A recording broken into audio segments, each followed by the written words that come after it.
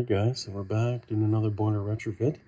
This time we're taking out a Viessmann Vitodins, or Vitogas 50 I should say, along with the electric hot water tank.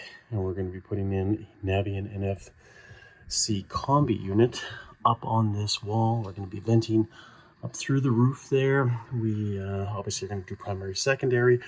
We only got 2 zones, and those 2 zones are relatively simple. We'll figure that out once we get to that point. But super excited to do this one. This should be very simple, very straightforward, very easy. Just got to get all this old stuff out and the new stuff in. All right, guys, so we're done. We were originally going to install an NFC 175, but because of the amount of space available, the house size itself, we just decided to go with an NCB.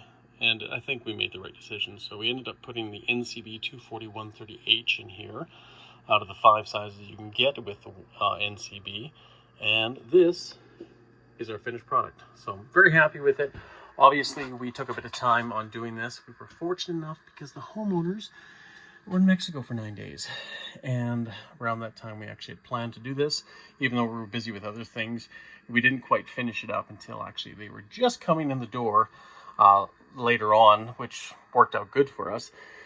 But I was going to prepare ourselves to make sure that we had at least domestic hot water when they came back. And it was nice because time was a bit of a factor here for us. So with a small system, when we've done a few of these before, this is a world of difference from the Viessmann that you saw that was originally here to this. Now we got plywood on all 3 sides there. Our electricians have cleaned up all the wiring, so you don't see any wiring. They're all run behind the walls or secured. We even added in an occupancy light because there was no light in here to begin with. So really happy with all of that. And consequently, we went with the Taco theme with zone valves and the 00015 E-Series pump. But the decision to speed things up here was we used ProPress. And not that I'm against ProPress, it's just I like to solder things if you can down the road, but press just was obviously quicker and faster here.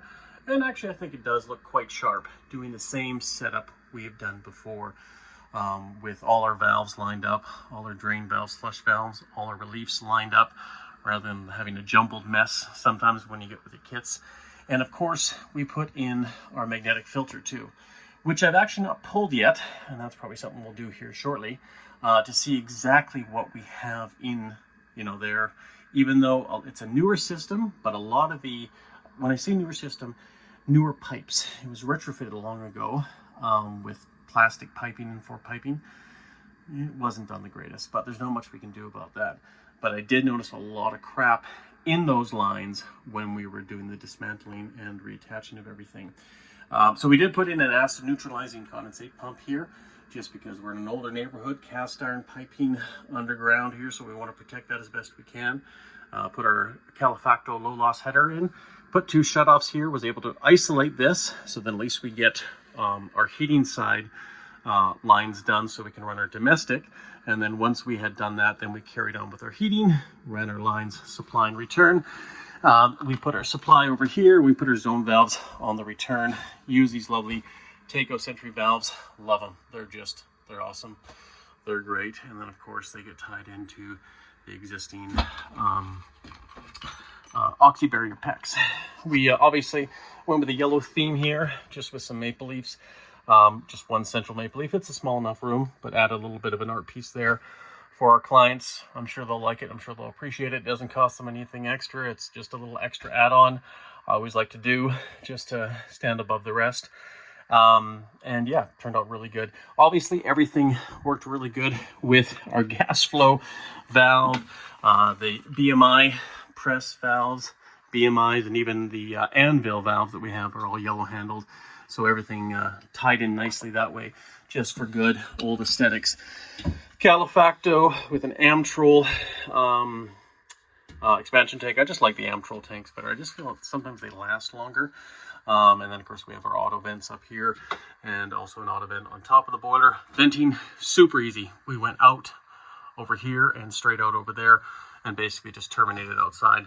Did a small little snorkel for our exhaust, 2 feet above the floor or the outside drain, just to obviously prevent from snow building up too high.